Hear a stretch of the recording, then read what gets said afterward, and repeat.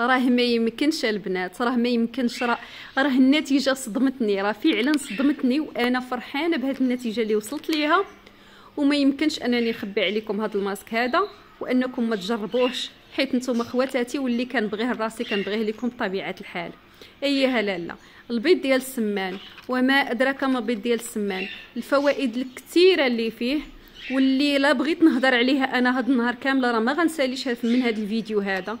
راه كيصلح لجميع انواع البشره، لجميع انواع الشعر، كيصلح اللوكور ديالنا كامل، كيعالج بزاف ديال الامراض اللي ما كتخطر لكمش على البال، كيعالجها. من بعد واحد البحث كنتفاجئ بواحد الكنز رباني خلقوا الله في هاد البيضه الصغيره، اللي هو اعجاز علمي. الصراحه الانسان الا قلب عليه فعلا غيلقاه اعجاز علمي.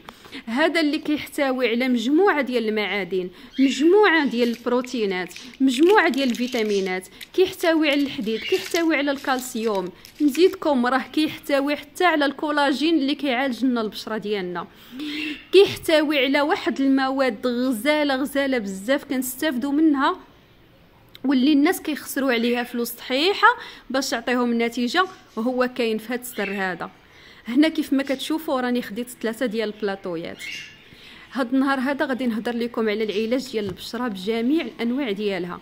ولا بغيتوني نهضر لكم على العلاج ديال الشعر بالقشور، خليوها ليا في تعليق، وخليو ليا حتى في تعليق الا كتعانيوا من شي مشكل في لوكور ديالكم، انا غادي نجاوبكم طبيعه الحال. وغادي تكون الاساس ديال الوصفه هو القشور. هنا القشور ديالنا ديال السمان، اللي كيف ما سبق لي وذكرت لكم الفوائد ديالو اللي زوينه بزاف.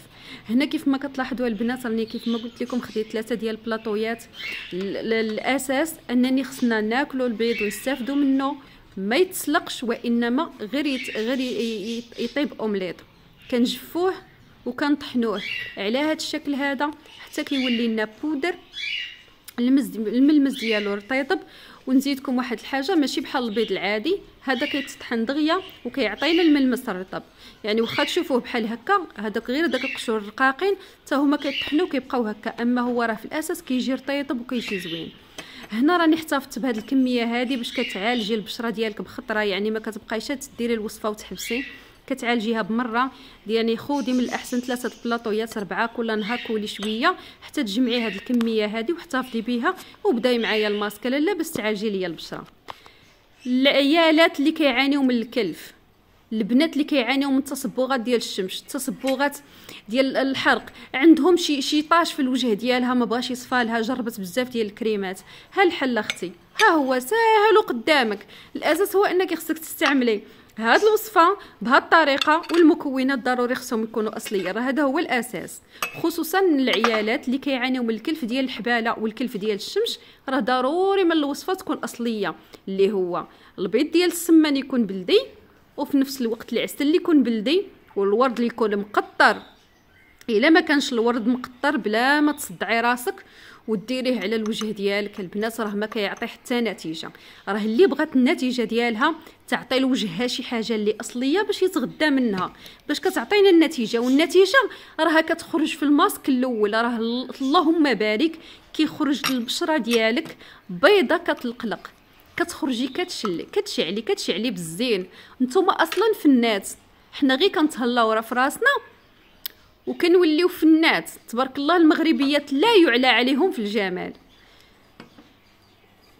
هنا كيف ما كتلاحظوا راني زدت هاد ما ورد، كنخلط الماسك ديالي، كنخلطو مزيان باش كتنسجم ليا العناصر مزيان، وكنابليكيه على الوجه ديالي. كنخليه تقريبا 25 دقيقه البنات، ما كيدير حتى حاجه للبشره، ما كيضررها ما حتى شي حاجه. خليه وتكونسونطراي مع راساتك، وخليه يشرب الفيتامينات ويستافد منه البشره ديالك مزيان. من بعد غير غسليه غسله خفيفه، ما تفركي ما حتى شي حاجه، صافي الوجيه ديالنا راه استافد من الوصفه. غير غسليه ومسحيه ليا لاله، وتفرجي ليا في راسك على البياض والتلقليق كي غتولي فنه بحال الحور العين. الله يحفظكم ليا يا ربي. المهم الفيديو ديالي هو هذا. كنتمنى الاخوات اللي كيعانيو من تصبغات البشره يخليو ليا تعليق من بعد ما يجربوا الفيديو، هذه امانه كنحطها لكم. وكاع البنات اللي جربوا خليو ليا تعليق زوين باش نشوف رايكم.